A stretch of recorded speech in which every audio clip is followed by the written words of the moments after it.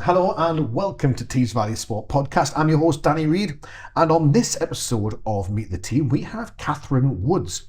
Catherine is the Business Support Officer at Tees Valley Sport. Catherine, welcome to the show. Thank you. What does a Business Support Officer do? Yes, well, it's a role that has developed over time. I've been here roughly 15 years, and when I started, it was probably more of kind of an admin role with a little bit of finance, with a little bit of marketing as well, plus sort of, I suppose, PA responsibilities for the then executive director as well. So things have changed, I think, to meet the needs of the organisation, and it's developed as time has gone on. So into the role that I'm involved in at the moment, which is primarily governance related. Right. So well, first of all, it's fair to say that the role's evolved quite a lot over 15 years from where it was to where you are now, yeah? Yes, definitely. Yes. So before we jump into governance, can you tell us a little bit more of who Catherine is? Okay, so yes, I mean, career-wise, or even before the career started, so my degree was at Newcastle University, so it was information and library management. So I kind of thought that might lead me towards a public library possibly, or some kind of research role, trying to find information. That was something that I enjoyed, kind of that investigative side of things. So anyway, so I've only had 2 jobs in my whole life. Wow. So my first job was at Business Link. So Business Link, it was a similar kind of setup to the active partnerships in a way that there was a business link for each county, really, sort of in the whole of the country. So initially I worked for Business Link County Durham and stayed there about 3 years, and then went across to the Tees Valley Business Link. Oh, right. So yes, so my role was very much information. So started off as an information officer. So this was providing information for local businesses. So they would get in touch with us and would ask a whole range of questions. So it was great fun. I mean, one phone call, it might be, can you source a provider of a certain component that they were looking for in a manufacturing business, or it could be absolutely anything really, or where can I advertise? Is there a trade journal that specialises in trying to think of an example, it's all quite a long time ago now, but a certain industry, and we would be able to find that kind of thing out for people. So the range of enquiries was fascinating, to be honest. You couldn't predict what was going to happen.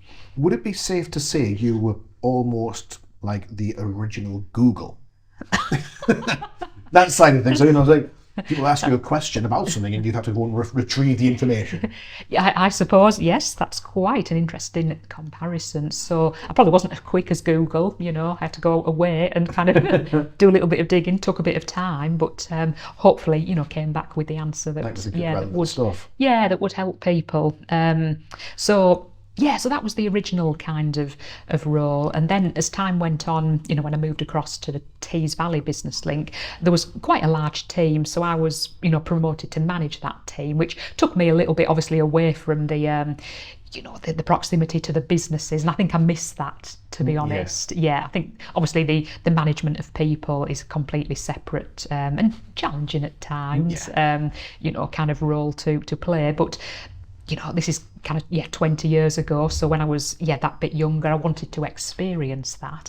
Pleased that I did, but probably wouldn't want to go back to that in a big way.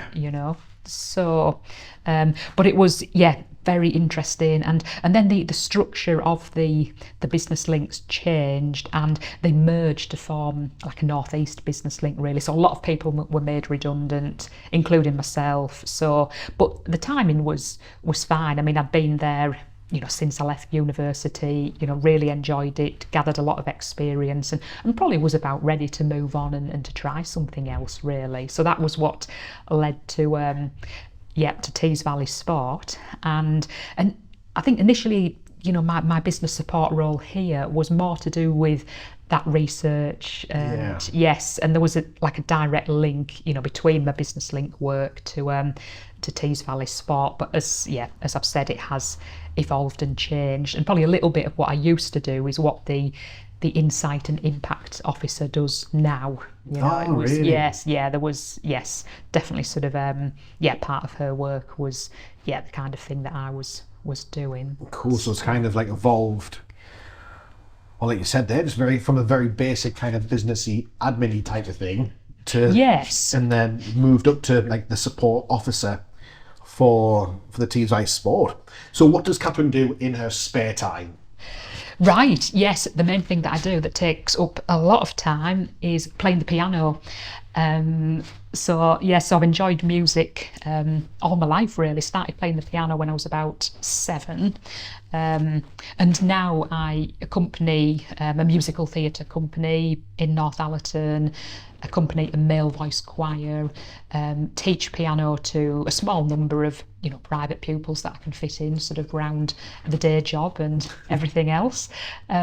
So consequently, yes, very busy on an evening, going to various rehearsals and pretty much out every night, I would say, especially when we're coming up to a show. I mean, we've just finished doing a pantomime, so now we're on to Going Platinum is the next show, which is, because we've been going for 70 years, not me personally, the organisation. So it's going to be a compilation of different songs from different shows, so the most popular Oh, right, songs from different shows. So that should go down quite well. That's in May that we're doing that. Yeah, so music is my big hobby outside of work. So back to the exciting stuff. Governance. Yes. Can you tell me a little bit about what governance is and the role it plays for Tees Valley Sport? Yes. So governance is very important. So, I mean, what has happened is there is a code that has been developed, which is called the Tier 3 Sport England Code for Sports Governance. So that sets out kind of levels of transparency, accountability and financial integrity that are required from organisations that have had either government and or national lottery funding. So that obviously includes us and other organisations, such as national governing bodies, other groups that have received, government national lottery funding. So, but there is different levels. So as I say, we have to achieve level 3. So there is a lot of detail required, within that framework, So at the moment, I'm kind of developing a lot of, kind of documentation, I suppose, to set out, what we need to do and, and kind of guide us along the path really. So it includes things like a people plan, we've got a board succession plan, a business continuity plan, an environmental and sustainability plan, diversity inclusion action plan. So all these sorts of things which I know the title doesn't give you a lot of information about what they include, but they we need these things in place, and it gives us kind of direction and guidance. And I think over the years, because we're hosted by Teesside University, there's a lot of great points and benefits to that, and we have relied on their policies and procedures in the past to a large extent, but often they're not quite fit for purpose because obviously we're not working directly with the students, we are hosted, we're not really part of the academic world, we have a very different remit. So now we've developed all this kind of governance stuff that reflects accurately what Tees Valley Sport does, and will serve our team and our purposes much better as time goes on. So I've kind of researched what needs to be in all these documents, consulted with other organisations, and put together sort of, what I can to the best of my ability, and and now just in the process of agreeing that, with our senior management team, everything has to be submitted to Sport England by the end of March. So we're coming up to the deadline for having everything kind of finalised and agreed. But we're getting there. We shall I shall make sure that we're ready. So it sounds like there's quite a lot that goes into the governance of an active partnership like Tees Valley Sport. Yes. Oh, yes. Yeah, definitely. Yeah. I mean, and it's not going to be just a case of getting the documents in place and then forget about them. They won't go on the shelf and gather dust. I mean, they're going to be live documents that we review on a regular basis. There's going to be this action plans kind of as part of this process, so it'll be an ongoing commitment to governance, and that will be my responsibility to make sure that, we're doing what we've said we're going to do and recording all the progress, documenting that, and, and reporting that back to Sport England as well. Right, so it's like a vast ever-changing landscape. Yes. Right, that we need to adapt to. Yes, yeah, I think so, and it's quite a fascinating area to work in, really, because I can see how it really kind of supports the team, I think, as well. Yes, yeah. So especially, I mean, the people plan that we've got. I mean, that in a way, I mean, we have a lot of sort of procedures and things in place through the university, for the team in terms of HR and everything like that. But now we have a document that records everything that is relevant to our team in terms of pay and conditions and benefits and all that sort of thing. I mean, probably the one that I've spent a lot of time on recently is the diversity and inclusion action plan.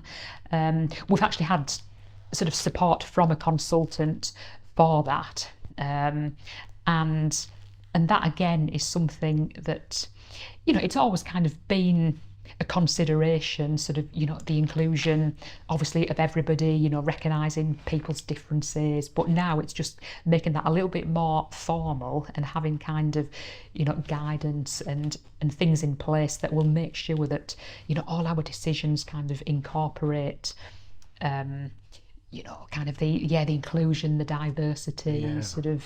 So it's almost like an underlining thought pattern that needs to be kind of ran through. Every strand of work that we do needs to run through this governance. Yes, I think you've summed it up perfectly. Yes. It doesn't just stand alone, because I think it kind of has to, integrate into everything. Yes, it's a little bit like safeguarding that I worked on, for a long time. Kind of, in a way, it's not just one person's responsibility. Yeah. I mean, yes, at the end of the day, I'm sort of, I'll be the lead, which is fine. But it has to be a consideration and in the minds of all the team, really. Yeah, it's a team. So governance is a team-wide thought process that needs to be adopted.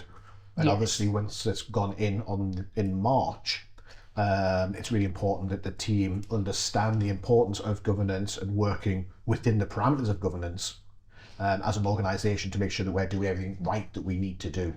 Yes. Oh, yes. Yeah, exactly. And I think, I mean, everything has kind of been developed to, to support the team. So there's going to not really be anything that, should be impossible to achieve. Yeah. I think everything is to enhance, what we're already doing, to give us opportunities to develop. And I mean, one that I haven't finished yet is the environmental and sustainability one, because it's just working out how the sports sector kind of fits into that overall sort of issue, and what we can do as a small kind of part of that overall picture is just needs a little bit of thinking through, obviously, because we're part of a much bigger we're a part of a cog in a big wheel. Yes. Without a shadow of a doubt. Yeah. Now, Catherine, before we came onto the show, we spoke briefly around a thing called the Together Fund. Yes. Can you tell me a little bit more about this? Because this was a really exciting bit of work that you were involved with. I think it's got some real impact to it. Yes, so the Together Fund really started in about 2020. Initially, it was an emergency response to the impact of COVID. And initially it was called the Tackling Inequalities Fund, and then developed into the Together Fund, and then it became more a response to the cost of living crisis, and obviously supporting organisations to resume activity and get back, to where they were kind of before COVID as much as possible. So it's Sport England funding, money from the National Lottery. So, and there was 4 key audiences that we were targeting. So lower socio-economic groups, ethnically diverse communities, disabled, and those with long-term health conditions. So we tried to work with partners to identify the most appropriate organisations, that we wanted to support and to actually give, award the money to. So, and I mean, one of the main things was that, the organisations that we were coming into contact with, it was people that we hadn't necessarily, had like a long-term relationship. And a lot of these groups were new, we'd never come across them before. A lot of the groups, physical activity wasn't their primary focus. They might be supporting refugees, or they might be more focusing on mental health and not always realising how they could actually use physical activity, to kind of, to help what they were already doing. So that's been a huge benefit, that we've been able to work with a lot of these groups. So how many groups in total did you work with? Yeah, so 133 groups. So it's been a good team effort, because obviously we do have people and places officers, based in localities, who've been able to work closely with groups in their particular locations.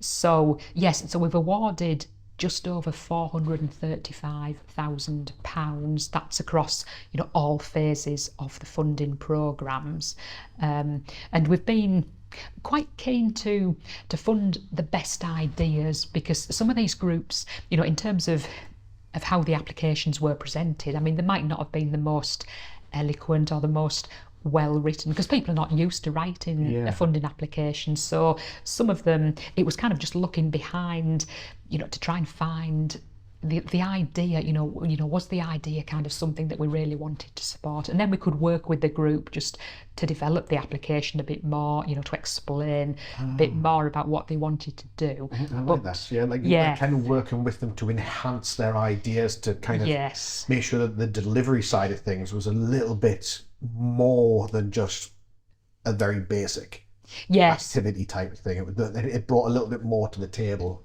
Yes, yeah, exactly. So, and people have been, very keen to work alongside us sort of with that. So the range of organisations has just been incredible. We had, a horse riding group they're providing sort of sessions for disabled people, a bowling group for partially sighted people, gymnastics, an organisation called Billingham Boxing Club that run Parkinson's punches sessions, so boxing sessions for people suffering from Parkinson's. There were some walking projects that we funded to do with mental health, and a whole range of things. And we've developed some videos as well, which will be available on YouTube, and that was just to kind of showcase the different types of projects, really. To show a bit of action, get the key people kind of talking and explaining about what difference, what impact the money had made, to their particular group. And I think sort of the films, have worked very well to to show that. So when you say there's been 4 phases of the Together Fund, how long were these phases themselves?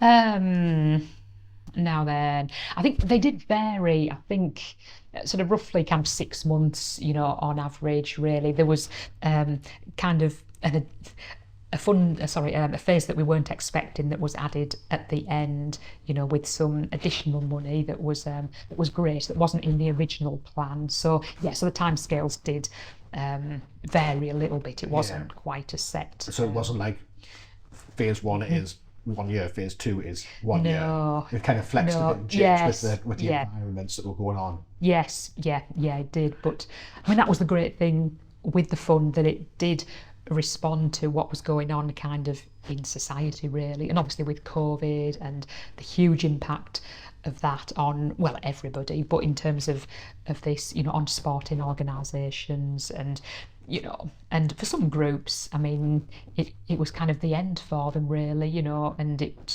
didn't recover. But for a lot of organisations, this fund was a lifeline. It enabled them to to get back up and running. So you touched on briefly there a big thing that happened, obviously COVID, the lockdown type of thing. So Tees Valley Sport, they've adopted a very much like a test and learn style of working. How do you think that worked during COVID? Did you notice much of a change in your environment, like the way that you were working during lockdown? Yeah, I mean, I suppose we, had to work from home. That was obviously the main thing.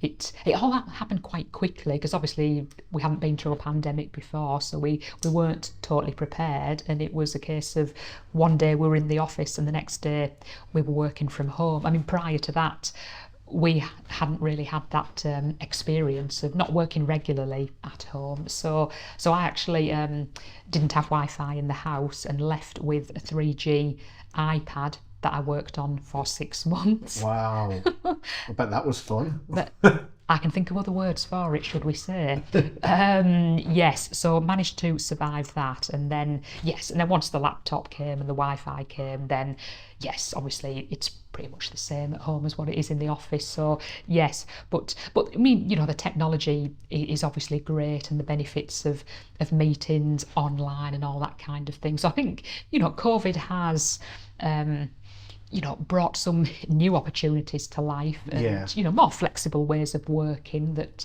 we hadn't benefited from sort of in the past. So Catherine, to wrap it up, business support officer for 15 years. You've got quite an important job ahead of us regarding the governance side of things. And sounds like there's been some amazing work done on the Together Fund across the whole of 4 phases. We're definitely looking forward to seeing the videos. And we'll be sharing these videos underneath below, guys, so you can watch this as well. Catherine, thank you so much for your time. thank you. Goodbye.